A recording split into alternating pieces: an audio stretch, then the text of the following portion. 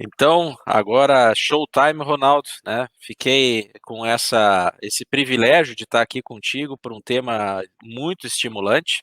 E eu queria começar lançando para ti, né, a primeira pergunta que é, né, nós estamos vivendo a economia da internet. Uhum. Só para falar como é que a gente chegou aqui já podia ficar umas 6 horas, né? Mas, né, nós vamos pular essa parte, como é que a gente chegou aqui, né?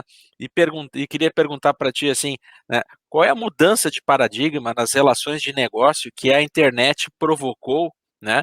E que necessidade de transformação digital, né, as empresas elas precisam agora buscar desenvolver para poder surfar dentro desse novo ambiente, né, que está imerso, está inserindo aí no mundo digital, no mundo da internet.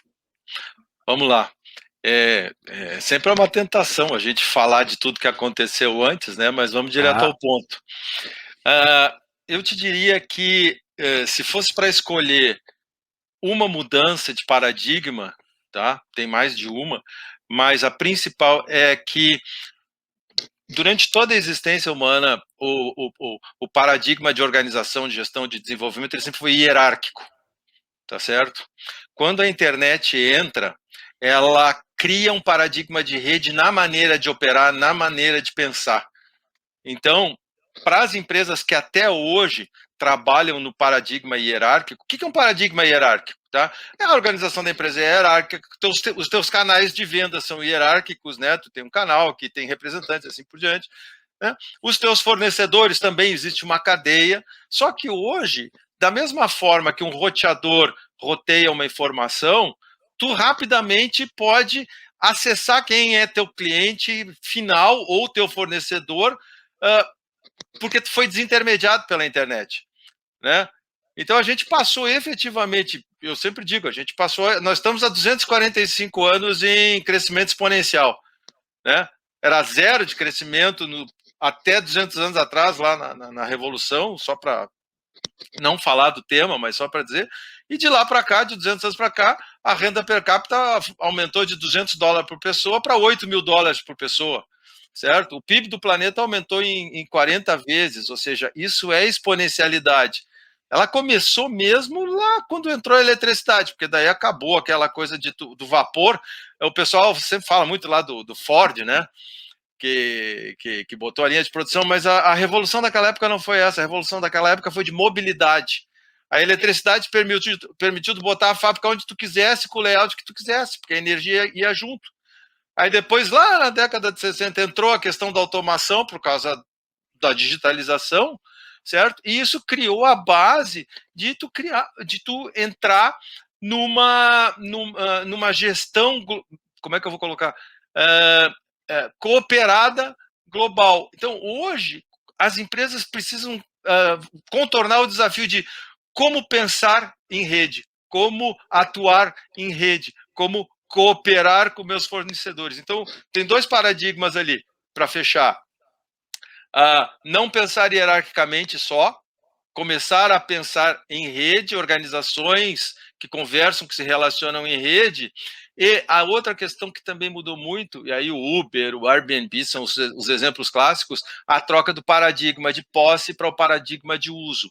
A economia, ela agora vai ser uma economia onde tu usa o que for necessário enquanto for necessário. Então, os investimentos de capital, eles levam em consideração isso. As novas empresas, elas, como a coisa está andando muito rápido, elas têm um ciclo de negócio muito curto. Antigamente, 30 anos tu trabalhava do mesmo jeito. Hoje, 3 anos tu já tem que mudar o jeito de trabalhar. Então, às vezes, nem dá tempo de retornar tudo que tu investiu. Então, tu tem que, às vezes, contratar o uso em vez de ter a propriedade daquilo aí. Então, são os dois paradigmas, de hierárquico para rede e de posse para uso.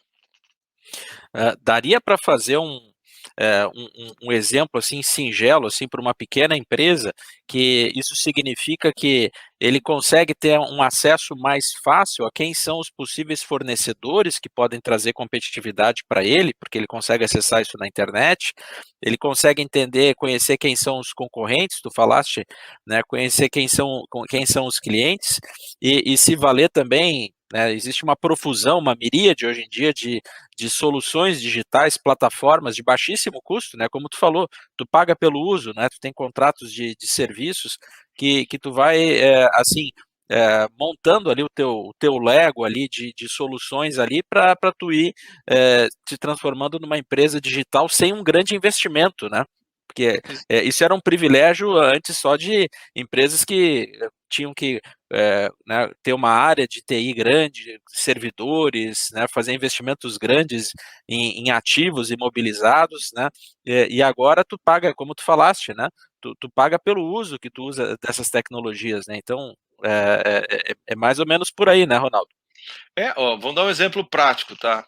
O que é um modelo de pensamento hierárquico? Lá no lado esquerdo do Canvas, tá?